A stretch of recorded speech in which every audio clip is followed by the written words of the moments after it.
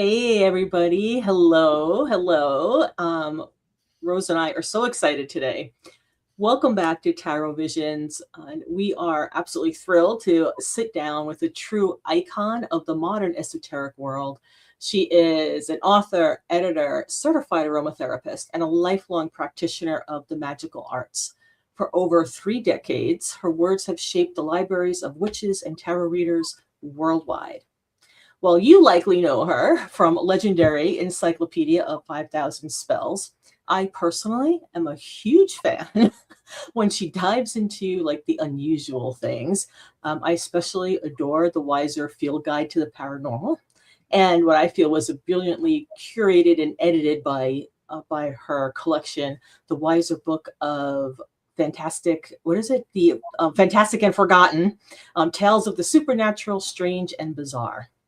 And whether she's exploring esoteric lore or editing magnificent nonfiction, she's an absolute master of her craft. So, everyone, please welcome the magical and the incomparable Judika Illes. Yay! Oh, thank you. You're so kind.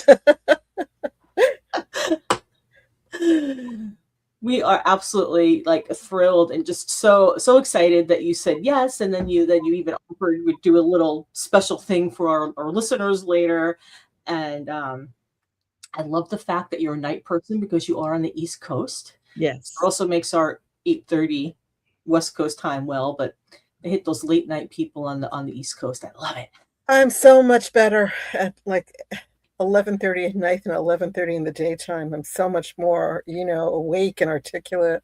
And I'm so glad you mentioned those two books because those are probably two of my lesser known books.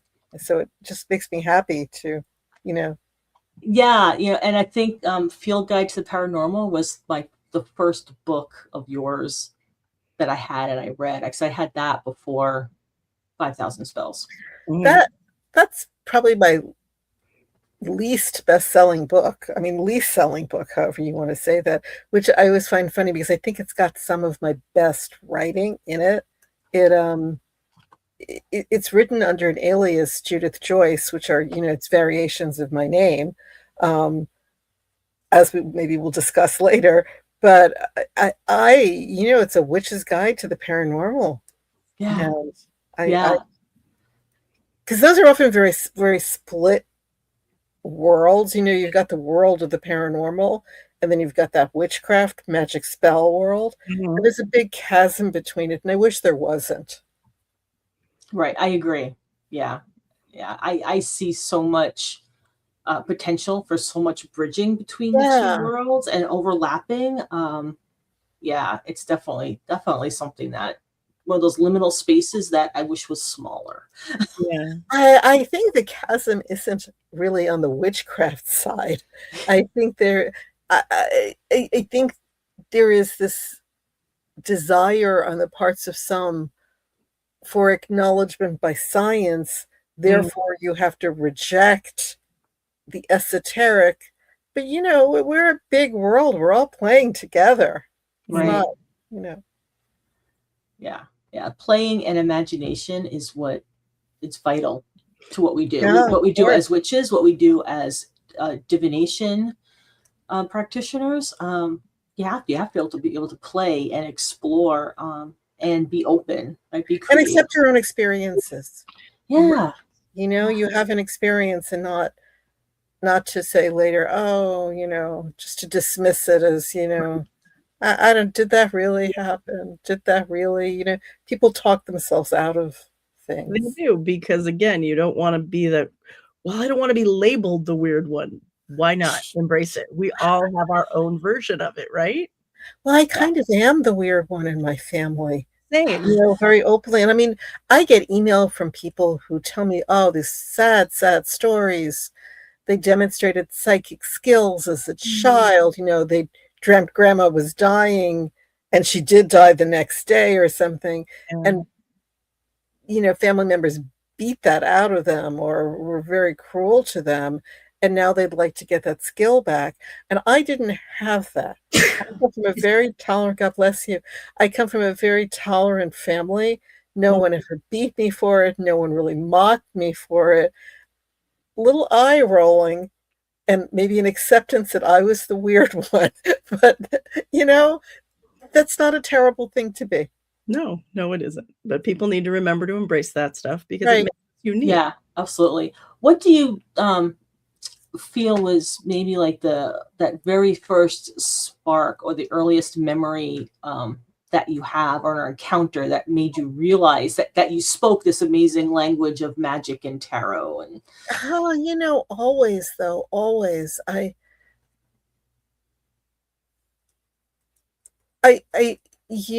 People are always asking me what made you interested in this, but I came this way. So, maybe a past life. I do have ancestors with spiritual inclinations. So maybe genetics, or, who knows? I have been I have always loved witches. Always, since I was the tiniest child. I never wanted to dress up as anything else on Halloween. My mother loved fairy tales. I was raised on a lot of fairy tales. I always identified with the witch. Hansel and Gretel. The horrifying thing about that story are those rude children who eat that poor woman's house, Right. and then shove her into, and then they come back and tell a story. And we're like, oh, yes, well, they had, we don't know what happened in that house. We just know what they came back telling. I mean, and actually, in my Encyclopedia of Witchcraft, I analyze some of these fairy tales. If you read the original fairy tale, Gretel comes back with, shamanic tendencies that she didn't have before. Right. The witch's house has been good for her. Mm-hmm. So I mean, I've always been like that. I can tell you my first negative experience that I have a very vivid. Since I was a child, I mean, I do write a little bit about this in the Weiserfield Guide to the Paranormal. I see ghosts. I can see ghosts. It's never really been a big deal in my life. I have never had a really negative experience. But as a child, at some point, and based on where I was living at the time, I must have been 6, 7, 5, 6, 7. I was, under age 8.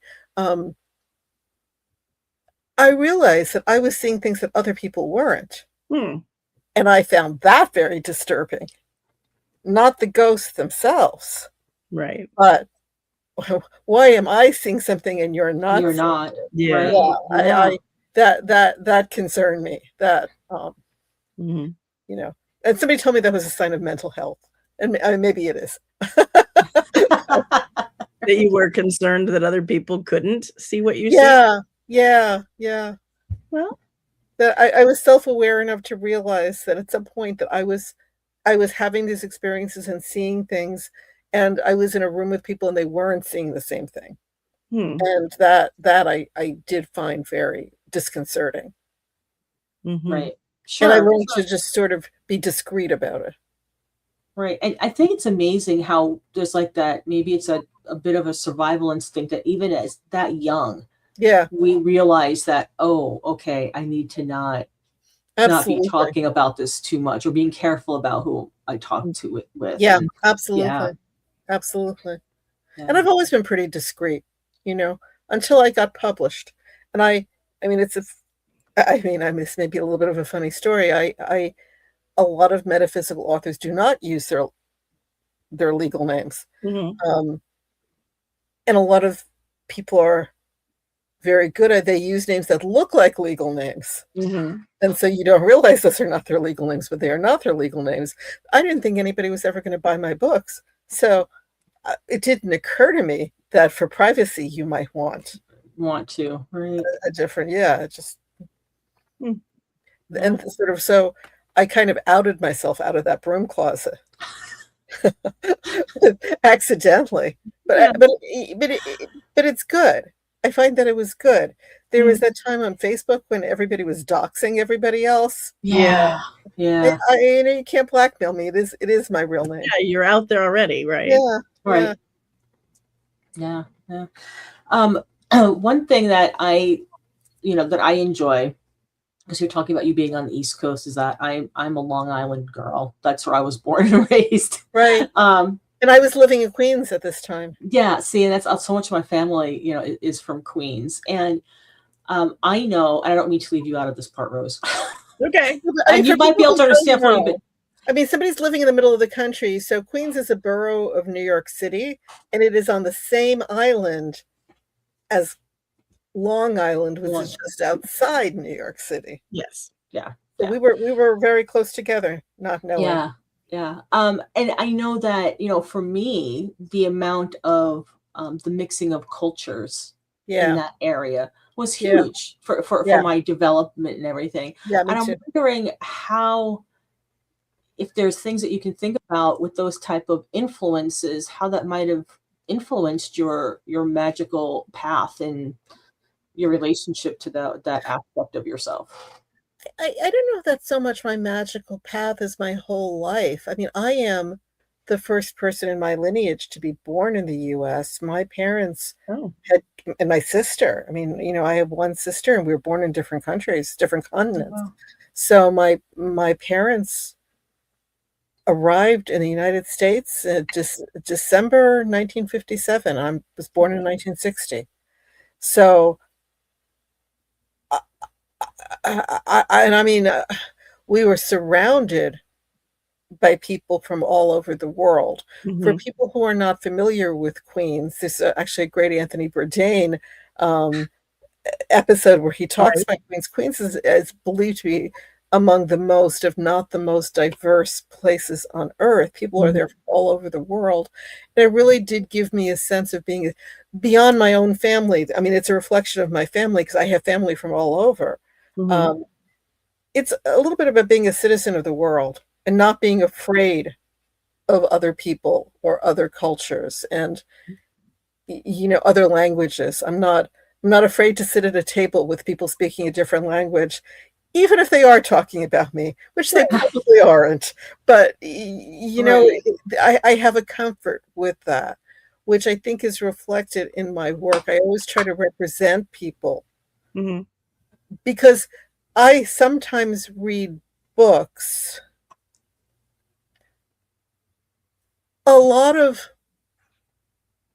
Up until recently, a lot of modern witchcraft and maybe English language, less modern witchcraft, it's really only focused on Northern and Western Europe. And if you don't have that background, I mean, I have certainly, as a teenager, I read books where I could tell the author could not conceive of me as a reader. And it wasn't meant maliciously. It was just oblivious. They were talking about, well, you're going to do this and you're going to do that. I can't do those things. Right. As somebody, I cannot go to the village cemetery where my people have been buried for 400 years. Right. That is not my experience. Right. And I could tell that I was just, I learned whatever I learned, but that book was not intended to be for me. And I try not to have people have those experiences in my books. I try to represent it, to be respectful. You mentioned the Weiser book of the Fantastic and Forgotten. I love esoteric fiction, mystical fiction, and I was able to curate 2 books, and maybe one day there'll be more of mystical fiction. Most of it is a bit older, but I will tell you, I read through every story, just trying to make sure there wasn't, any racist language, homophobic language, anti-Semitic language, misogynist language. Yeah. It's so, and that wasn't easy. You think I say that, and it's like, it was so prevalent at that time, because it's like you're reading this good story and you're enjoying it, and then all of a sudden a word flashes out at you. It's like a slap in the face. And I didn't want people to I wanted to be able to provide a pleasurable experience.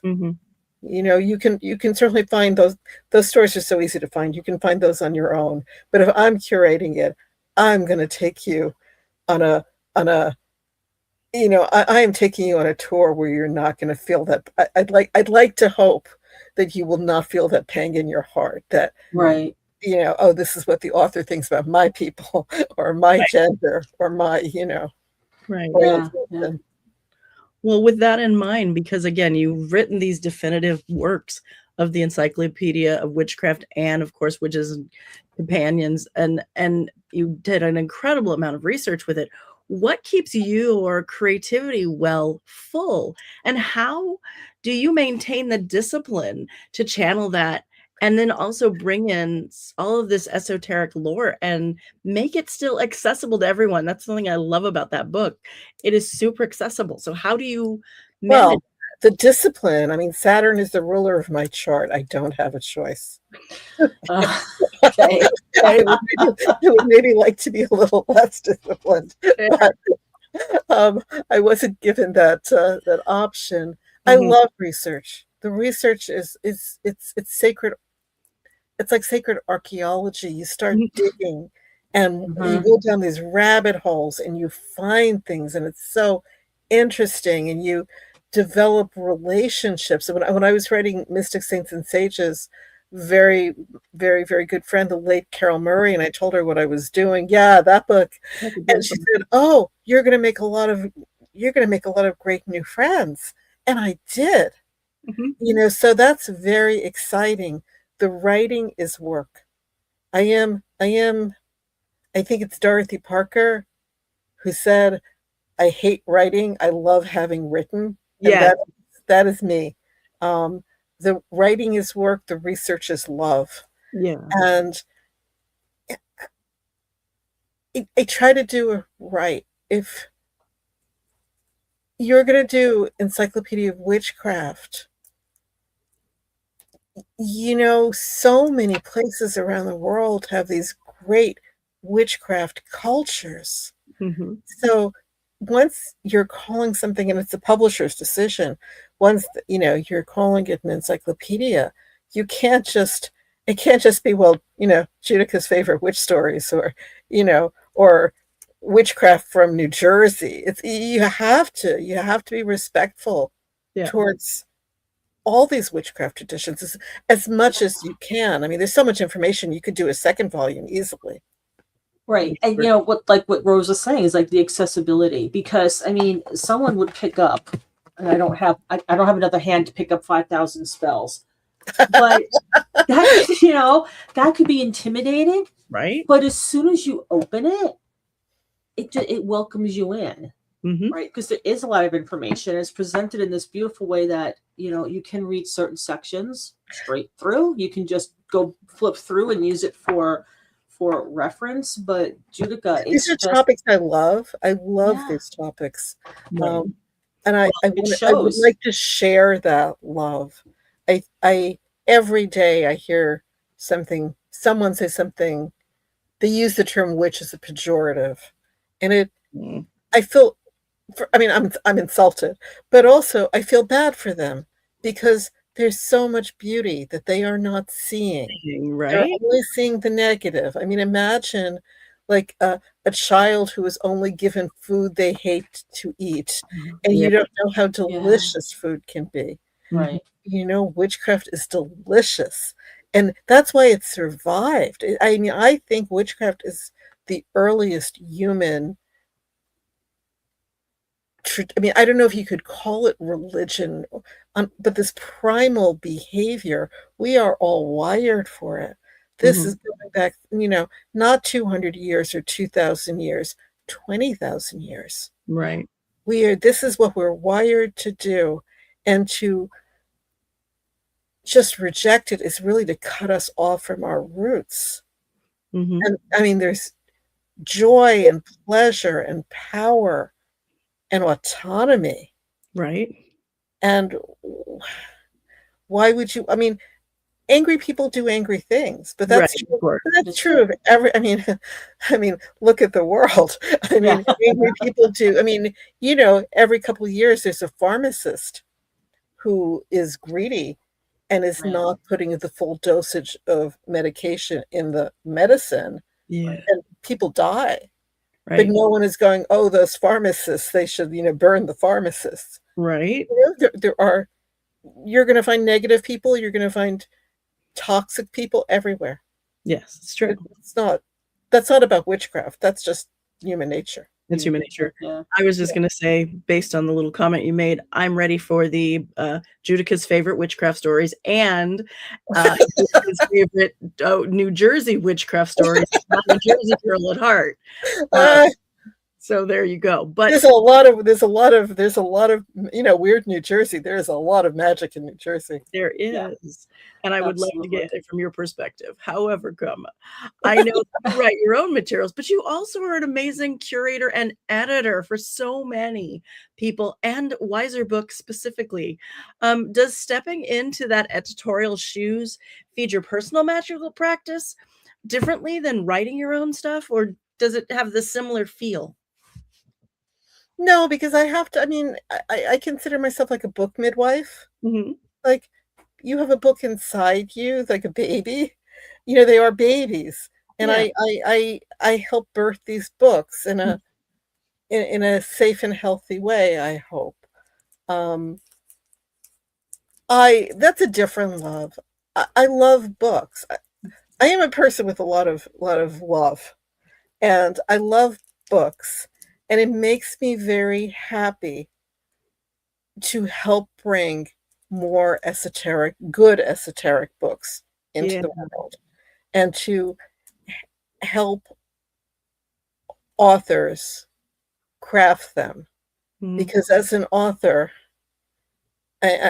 we're not going to have, this is not going to be Judika's bad experiences in publishing, but I am a graduate of the School of Hard Knocks. And I do try to, I mean, if you speak to a lot of the people who I work with, I do try to facilitate and I try to explain, what this is what we have to do and this is why we have to do it. This is what you should watch out for. This is, you should ask for this. You're not being reasonable asking for that. So, I mean, I do try to, I mean, it's been a very interesting experience for me, because I am not your typical editor, which I didn't know. I mean, it's very much like 5,000 Spells. Nobody told me I couldn't write that book, so I wrote it. Right. Right. And editing, I didn't know. You can get a master's in editing. I didn't know that. People go to school and they become editors, but I have an advantage. I've been edited. Almost most editors have never published anything. That's true. And they've never been edited. So in the same way, as a child, I was very much a medium, a bridge between like my parents, who, may as well have come from another planet, and, find themselves in America, navigating. I mean, they didn't speak English when they came here. So because I was born in the US, they sort of assumed, it was just sort of assumed that I had this American identity. And, oh yeah, she'll tell us how to do it. I mean, I was a tiny child and they were pushing me in front of people and saying, ask them this, get directions, do this. And I was a very shy child. So, I mean, it was, but I learned how to do that. And I have learned how to be the bridge between publishers who don't always understand authors and authors who very often don't understand publishers. So I find myself kind of, I don't know, that must be a karmic thing. I find myself reproducing that role. Being the great translator, it sounds like. Yeah. That's a great way to put it. Yeah. Part of what we want to talk to you about is that you've got some amazing things that you're diving into. Yeah. And one of them is a small deck. It's hard for me to call it a mini deck, but I guess they're kind of mini. I'm going to show up the last one that you did, which is protection spells. So no, that was the first one. That's the first one. The new one is prosperity spells, and that comes out in September? Or there are 3 decks altogether, which is crazy. Before I did 5,000 Spells, I had been contracted to create a deck for Fair Winds that it was a goddess oracle that never materialized. I mean, for a whole lot of reasons. And I just thought, my deck creating days had passed me by. And I mean, within the space of a year, Prosperity Spells is my 3rd deck. wow. Magic Spells Oracle, I think, gets lost because it just sort of an act. It's the middle child. Yeah, yeah, and and Yeah. it's larger, and just so people can see, it's still, it's like a typical standard Oracle deck size, and then Yes. you've got the right, and then the Yeah. protection spells and prosperity Protection spells are going to be spells. smaller. And the new one, prosperity spells. And do I have a prosperity spell? I was shown one copy, so I don't know if I have it here. Prosperity spells and protection spells are like in big match boxes. Mhm. They're very reasonably priced, which Mhm. I really like because everything is so expensive now. Yeah. 36 cards. There's a spell on one side, and on the other side there's a picture. Ooh. Protection spells with snakes. Prosperity spells is going to have rabbits. Ooh, fun. Snakes of protection, the rabbits of prosperity. Uh-huh. And so you can just, the beauty of Oracle decks is you're free to do whatever you want with them. Mhm. And I mentioned the backs because, or the backs of the cards, because they're not all the same. They're not identical. Right. And Elise Einhorn, who is the author of the newly published Tarot of the Unconscious, Mhm. and my friend, has been, and is a great card reader, has been reading the backs of the cards. Oh, Which wow. was not our intent, but I love it. I That's love it. amazing. Yeah. And it adds another layer, which is pretty awesome. So There's no book. I mean, there's no book. It's the cards are, I think the cards are good quality. They're nice, sturdy. Mhm. They are very nice quality. And they have shiny edges, folks. Yeah. Always good. Always good. Everyone likes them. Yeah. And they're good. Let me snap a little so you can. Yeah, Magic Spells Oracle is a little bit more of a traditional deck. There is a book. It's an original book. There is. Yeah. I think another 36 cards, also an Oracle deck. There are also spells, but the spells aren't on the cards. The spells are in the book. Right. Okay. And for everyone who likes to know these things, the book is in color Color. Awesome. for the magic spells. So how could you see somebody maybe throwing a traditional tarot spread or something? How could you see them incorporating like the prosperity spells or protection spells or even the magic spells? No, Magic Spells Oracle, I have actually been doing with. I'm looking for my decks. I'm not prepared because I usually have the decks right here. Magic Spells here it is. Magic Spells Oracle, I actually have been doing with tarot cards. Oh. The images are things that I love. So there's like 36 cards with a crow on the back, which I love, and a single thing on the front. Like this is the lightning card. Here's a moon, and there's a spread in the book, so you can do a spread. You can do all kinds of stuff with them. But what I've been using them for is I consider them sort of gifts. They're like, what is the universe gifting you? Oh, I like that. I've been doing that as part of my card readings when I read for people. What am I giving you? Or when you do, I do a lot of guided visualizations, and you always should ask for a gift. So this way, sometimes I'll have the person pull a card. Either I'll pull it or they'll pull it, depending how we're doing the reading. And it's like that gift from the universe. There's nothing bad in these cards. I mean, unless you're like afraid of snakes. If you're afraid of snakes, if you're afraid of stuff, I can't help you with that. I'm wearing my snake earrings. I have a snake ring. I love snakes. Okay. So I perceive them as symbols of wisdom and healing, and not as evil. No. When I lived in California, I had a rattlesnake come down from the hills into my yard, and I got pretty far away from it. So I mean, I love them, but I mean, in a safe way. But what you could do with protection or prosperity spells is if something comes up in the reading in terms of protection, pull a card. Let's see what direction the protection is needed. What I Mhm. kind like of that. protection? Even if you don't cast that particular spell, Mhm. at least to give a concept. Is it spiritual protection, magical protection, a different kind of protection? What type of protection? Right. Um, because that's a big topic, and you could do that with prosperity also. If someone is anxious about money, anxious about the direction their life is taking, Mhm. Mhm. it's a little bit of a, here's some instructions for, your road of life, where you should go or what you need. And what you can add to that. I That's but I beautiful. mean, when I read, and I mean, I've done this for years, I sometimes use multiple decks anyway. Like, Mhm. I'll use multiple tarot decks, or I'll Yeah. bring decks. Sometimes I'll let Yes. the person I read for pick a deck, which is, sort of my way of, learning a little bit about them by which deck Yeah, they pick. for And sure. then sometimes, like, in the middle of a reading, you have a craving for another deck, Yes. Oh, I'm you know? glad I'm not the only one.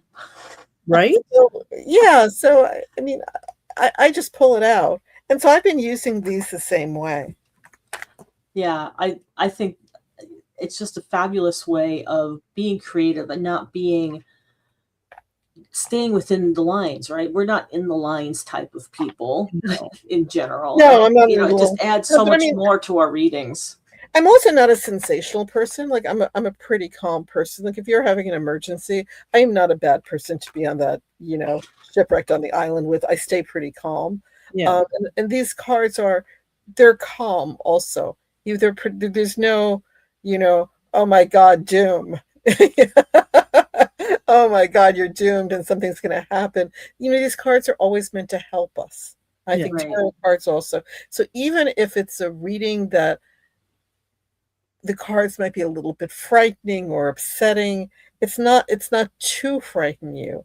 Right. It's to warn you, and then to figure out a way to either avert a disaster, Mhm. or maybe, the star comes after the tower. What do you Right. do after the disaster? Right. Right. How do you Right. use it and how do you what Yeah. can you grow from that? And so with that in mind, I'm so excited we get to do a little thing. Um, so, we get a little treat because when we think about magic and we often think of manifestation, success, manifesting what we want, or protection, there's one of the highest forms of abundance, which is pure, unadulterated joy. And Judika, you've been so kind to help create for us and our listeners um, this beautiful way to share a spell with us. So, Yeah, I have a, so a for little ritual or spell, however you want to think about it. But I, I want to introduce it by talking about joy, which thank you. is my middle name. Yeah, Um, his middle name too. That's awesome. yeah, well, you know why? Sometimes life brings us joy. Mhm, Just we find ourselves in a joyous place. And sometimes life brings us heartache mhm, or depression, or things just seem flat and we can't find our joy. mhm. But speaking, and obviously, joy is a more pleasurable feeling, True. but joy is more than a pleasurable feeling. Mhm, Each of us, I mean, you'll find some of this information in my book, Pure Magic, which mhm. is a course in spell casting. Less spells than 5,000 spells, but maybe more instruction on how to do it. Mhm. And we all have our own magical energy. And our own personal magical energy is what we use when we cast a spell. Mhm. But it's like gasoline in a car.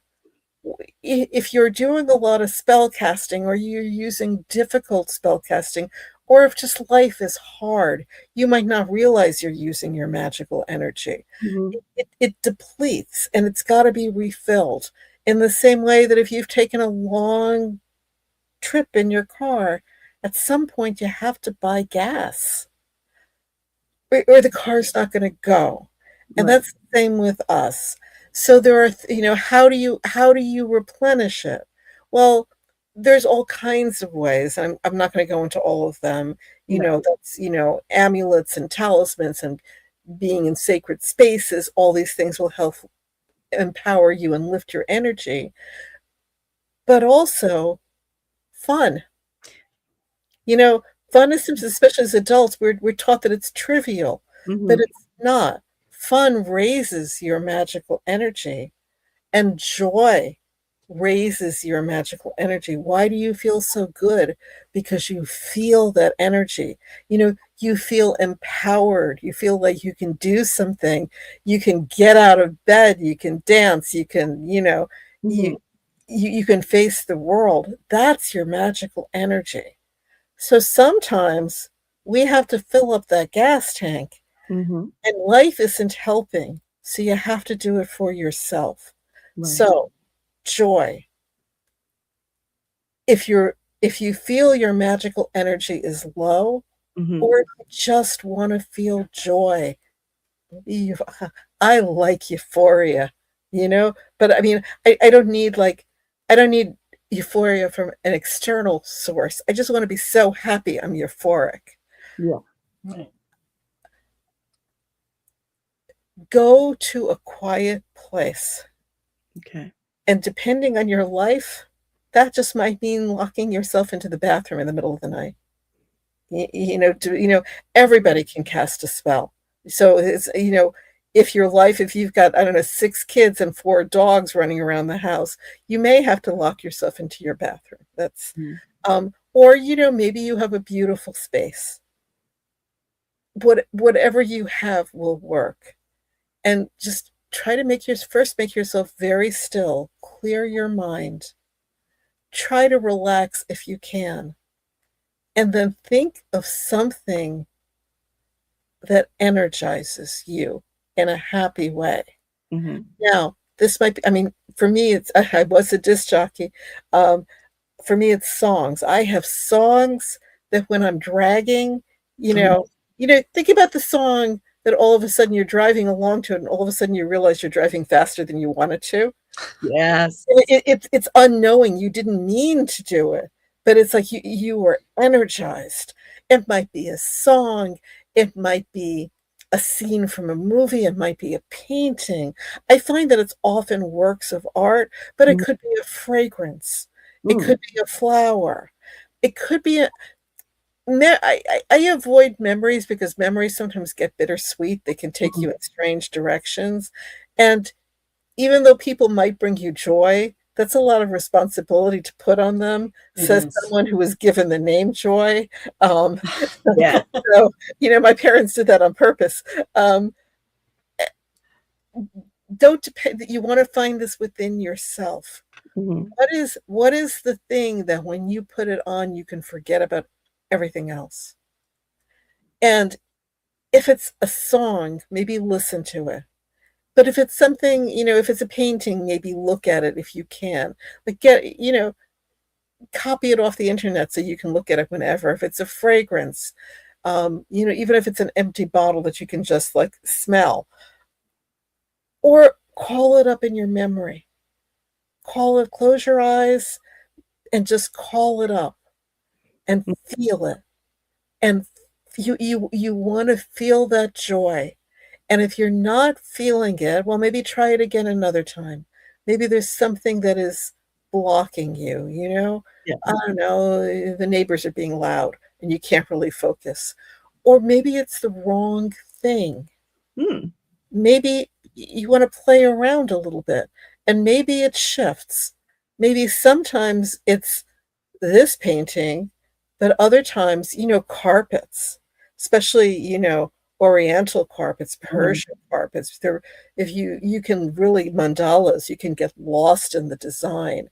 Mhm. And you want to find something that lifts you. And these are the best spells.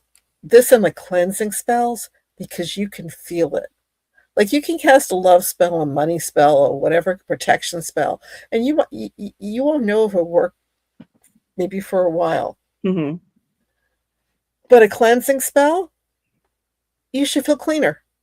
Yeah. Spiritual cleaner. I mean, you should feel it. You should feel lighter. A spell for joy, you should have that immediate result. Mhm. Now, there are also spells. Joy and happiness are two different things. Yes. There are spells for success and luck and happiness, happy homes, happy relationships. There's a lot of them in 5,000 spells. Mhm. Those are maybe works in progress. Mm. You know, if you have a troubled home life and you are hoping to have more harmony, there are things you can do magically as well as otherwise to achieve this, but that might take a little while, especially if other people are involved. Mm. I mean, just working with other people sometimes, especially if they're not on the same page, that's Yeah. a time-consuming thing sometimes. But joy is a feeling, and you should feel it. So I guess that's your people's homework assignment. Think of 3, 4, 5 things, for lack of a better word, things that bring you joy. Yeah, and one of our listeners in the chat right now said for them it's wind in their hair. Yeah. You know, and if you can't be out and you can't, or sticking your head out the window of the car or riding a horse or anything, put a fan on. Yeah. Yeah. Just to help get that sensation. I find wind into your is mind. really, Yeah. wind is so cleansing. Mhm. Yeah. Wind if you can stand at the beach, because the wind and the air is usually so clean. Yeah. You know, that's a very joy. So you can do a visualization and vision yourself. Like if you can't actually feel it, do a visualization where you are in the climate of your choice. Mhm. Maybe having that wind blowing through your hair and try to feel it. Yeah, you use a fan for that. Yeah. Yeah. You can use a fan for use whatever works for you. Anything can be a component of a magic spell. Yeah. I think that's what makes what we do as Mhm. witches and within witchcraft so so personal, is that we don't have to go out and buy all these amazing things. We just work with what we have right Right. here in front of us. The morning glories really bring me joy. And when I lived in California, I saw them all the time, but I'm on the East Coast now and we don't really have them. Mm. So I have memories, and I look at photos, or I look at paintings. There's a lovely woman who sends me pictures of morning glories every year for my birthday. And it brings me so much joy. So, think about what brings, you can even go through your senses. What do you hear that brings you joy? What do you see that brings you joy? What do you feel, that wind, Mhm. What do you smell that brings you joy? And then Yeah. reproduce it as needed, however best you can. For sure. Yeah. It gets you grounded and gets you connected. Absolutely. Okay, so I have a question for you, Judika. Okay. I hope I have an answer. It's a fun one. I think it could be a fun one. Okay, because we know that how you enjoy, like you said, making friends with the spirits or the saints or the sages that you're writing about, talking about. And I know that you love working with the saints. You got a thing with the saints. And so I'm curious. If you could host a dinner party with any of the historical or occult figures that have inspired you, that you feel close to you, whether they're mystics or witches, who's going to get an invite to that table?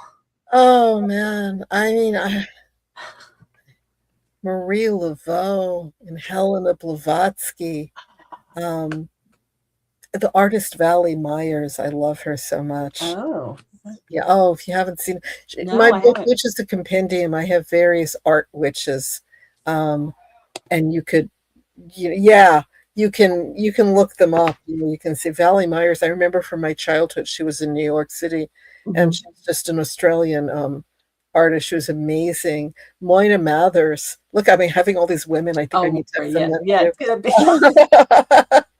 But it's easier for me to find women for whatever reason. Yeah. Maybe Dr. John D. Maybe both of the Dr. Johns. Oh Dr. John yeah. D, who is a Cancer. He's just had, like me, he just had his birthday. Um, Mhm. who was Queen Elizabeth's astrologer and maybe Yeah. spy for her, and just so interesting. But also Dr. John Montenay among his names, who is from New Orleans and who was Oh. Marie Laveau's mentor. And I Mhm. think she's much more famous than he is, but he was an extraordinary man who, just was one of the fathers of modern New Orleans voodoo and hoodoo.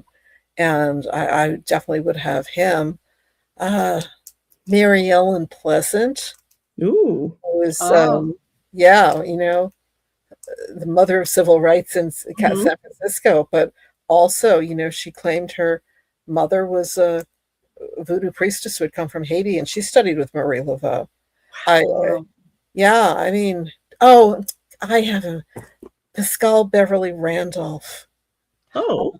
Pascal Beverly Randolph was from New York City, from Five Points, which is now in Chinatown. And when you have a crossroads, the more points, the stronger the crossroads.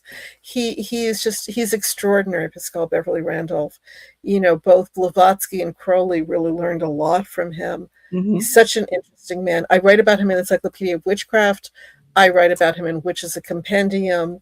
Um, there's a very large academic biography devoted to him. He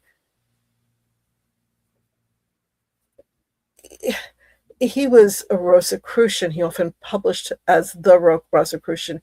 He was a publisher. He was one of the founders of modern sex magic. He was a hoodoo doctor. He was a psychic physician, a Mhm. channeler. He felt, and I think very rightly, that as a Black man, he did not get the credit Mhm. that Yeah. other people did. He was really uh, just an unsung hero of the magical arts. And I mean, I would put him at the head of the table. He's just somebody who doesn't get enough love, enough appreciation. But he was extraordinary, and you can still read his books. His books are still available. Wow. That's so Yeah. cool. So good. And me, I'd like to sit at that table. You can sit there. All right. So we've talked about the magical. We've talked about the editorial. We've talked about charm casting and all kinds of things. So now I have a question. What non-magical hobby or guilty pleasure brings you the joy and helps you get grounded in your energy? If I have the time, I really like to do needlework. Ooh. Oh, how beautiful. Yourself? Oh, But that's beautiful. I need light because my eyes are not what they used to be. Yeah. So I need light and I need time to do it. But I love doing needlework. I love beading. I have a little bit of a crafty person. I like to cook. I like to watch movies. Mhm. I like to read, and I read, I like to read a novel. Um, I, I, I, I'm not a person who gets bored easily. My problem is having enough time to do everything. I love animals. I love to spend time with animals, cats, Mhm. dogs, birds. What's your favorite thing to cook? I don't know. I like to cook in general. My mother's the favorite thing that I cooked that my mother liked was a shrimp scampi. And I Ooh. was saying, I Oh, want to have a seance and call her. I will cook my shrimp scampi for her because nice. that Yeah. was her favorite thing that I cooked. Ah, I love that. I think that I love how that's answered, right? By just sharing what your mother, I what like her the favorite act. thing was too, I right? I like like that. I'm a Cancer and I like to eat, so that's Yeah. a whole other thing. I do, I it's very pleasurable to eat well, but Mhm. I actually just like I like the act of, I mean, not to be the stereotypical Cancer, but I like the act of cooking. So Mhm. sometimes, like, I don't mind cooking something that I won't eat. I don't really drink coffee, but I spent a lot of my life making coffee for other people, and I know how they like it. So, but I mean, I think in a way that's like editing. I mean, I'm good at getting out of the way. You have to let people write their books.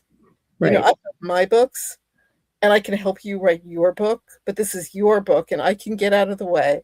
And Mhm. if even if I think you're making a mistake, this is your mistake to make. If you feel strongly about that mistake, it's okay. That's your mistake to make. We all, Exactly. Yeah. Yeah. you know. So what's on the horizon for you? What other projects brewing that you can share with people, or Yeah. Well, my next publication is Prosperity Spells. Mhm. It will be out in September. You can pre-order it now, but it will be out in September, and I'm very excited about it. I I did not think I would be a deck creator, and here I am. So it's never too late. It's never too late because I'm not a young person. I started editing at like age 55. I started a whole new career. So, Wow. it- and here am I doing decks now. I mean, so it is okay to be a late bloomer. Um, I have an event for October. I have for the past couple years. There is an online event called Gathering of the Witches, and I Mhm. know that I will be doing that again, which now is reminding me I have to do something for them. Which you're I had, welcome. thank you, thank you too, because I had forgotten, but I will do it when we're done tonight. Um, that's what's on my foreseeable horizon. I do have some books coming out, not this year, Mhm. but it's too soon to talk about them. They're Okay. not really. They need to gestate a little bit more. Okay. But I work on I work on really exciting books. Mhm. Well, so I am just I just have these fantastic books that I work with, wonderful authors that I get to work with. So that's thrilling. Yeah, and we happen to know that there is a very special book coming out. Yes, Um, I think the release date is August 17th, I I think believe. so. I think so. Coming soon. And it's Tarot: The Open Labyrinth, the 40th Yeah. anniversary edition by Rachel Pollack. Right. And Yeah. that is, if you had told me 20 years ago that I would have the opportunity not only to know Rachel Pollack, but to work with Rachel Pollack, I mean, I would have had to pinch myself. I wouldn't have believed it. Mhm. That is Yeah. just one of the incredible experiences of my life that I'm so grateful for. Yeah, what was the motivation to reprint this particular title of hers? Yeah. I worked with Rachel while she was alive. We worked together on the new edition of A Walk Through the Forest of Souls Mhm. and then Shining Tribe. Mhm. And unfortunately, she passed when she did. She had projects in her head that, Mhm. she talked to me about what she wanted to do.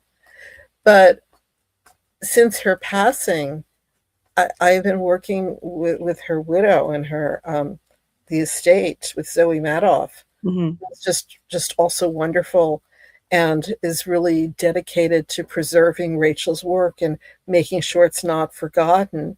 And that was the decision to do Tarot: The Open Labyrinth. Um, that it's very much a forgotten Rachel Pollack book. The original edition came out 40 years ago, Mhm. after 78 Degrees of Wisdom, which at that time was a 2-volume book. Yeah. Mhm. For those of us who are old enough to remember, and when I first bought it, I bought it in installments, essentially. Uh, this is a book on Rachel's interpretations and readings, and her meditations, and it's just a walk through her mind, and the ability to look over her shoulder as she's reading. And it's a wonderful book. This is a new edition. There were 2 previous editions that have been long out of print. These out of print books, book scalpers come and sell them for ridiculously exorbitant amounts of money. None of which, if you look at a book and it says $12.95 on the cover, and you've bought it on eBay for $400, it's the bookseller getting that money. It's not the author. It's not the publisher. It's not the author's heirs. It's like a scalped ticket. It's the equivalent of that. So this is a new edition.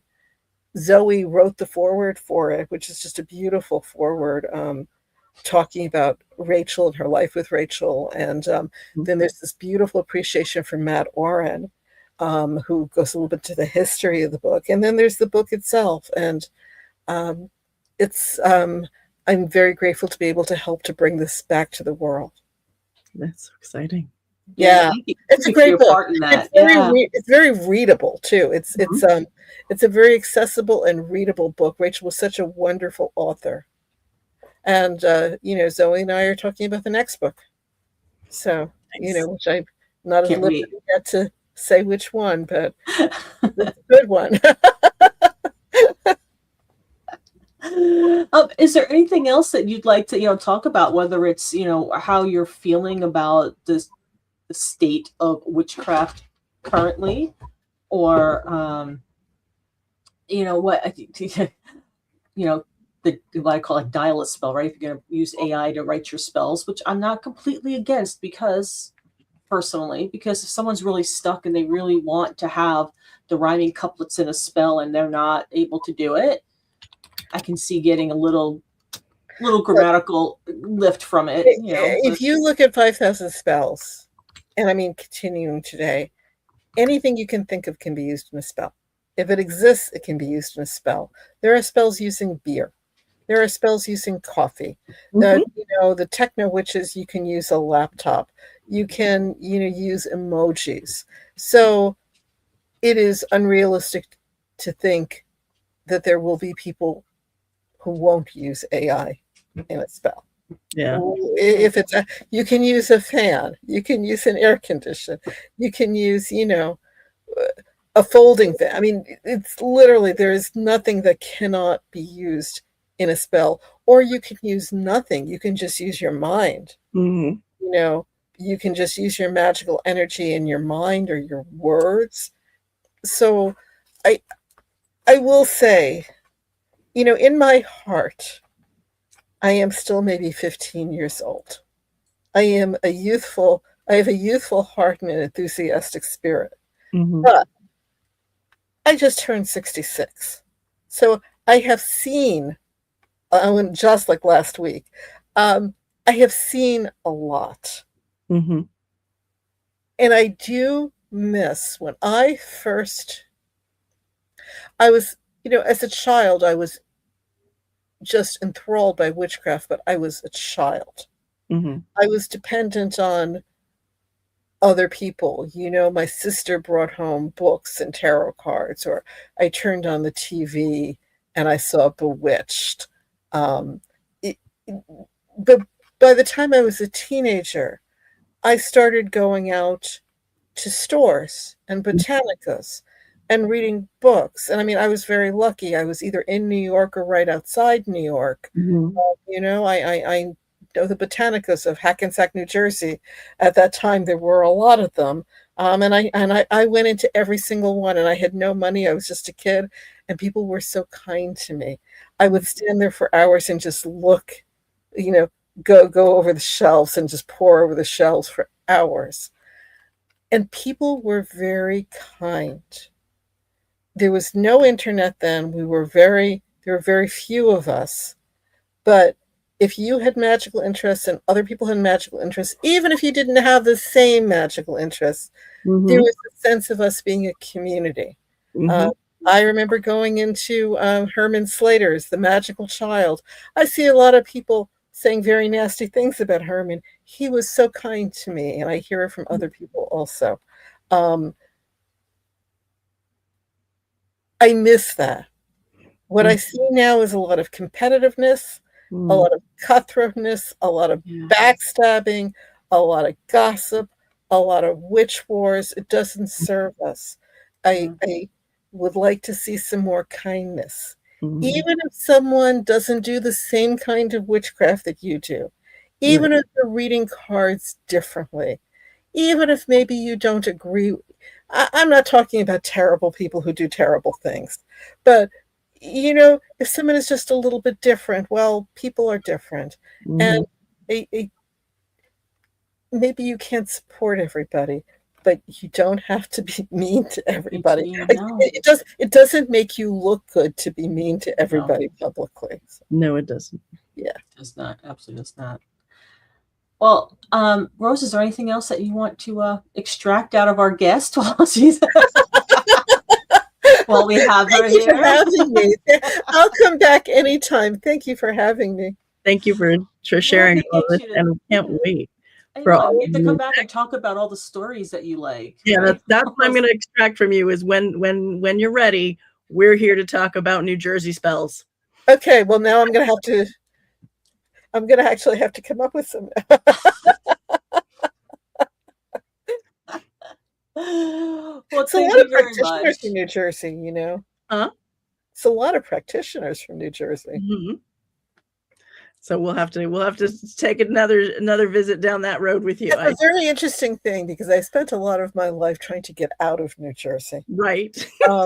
And yet after the pandemic, after the lockdown, New Jersey really rose to the occasion. Considering all the times that I have, I've gone back and forth and back and forth and back and forth, considering all the times I did not want to be in New Jersey, after the lockdown and after, it was not a bad place to be. It is the Garden State for a reason, but at the same time, yeah. I was in a Pep Boys. Oh. And it was at a time when I needed to get something done with my car, and the DMV was closed for like the lockdown, and I am a very responsible person, and I was agonizing, and the guy at the counter, who was very Jersey, said to me, "Are you worried about this? Don't worry about this. It's the Wild West out there. It will be fine." And I tell myself that all the time now. It's the Wild West out there, and it will be fine. Well, I think that's a good way to end this. I think, Amber, it's the Wild West out there. You'll be fine. We'll be fine. Thanks again, Judika, and thank you, Rose. I always love co-hosting these with you. So thank you both. Thank you so much. This is fun. And thank you. Take care. All right. Bye, y'all.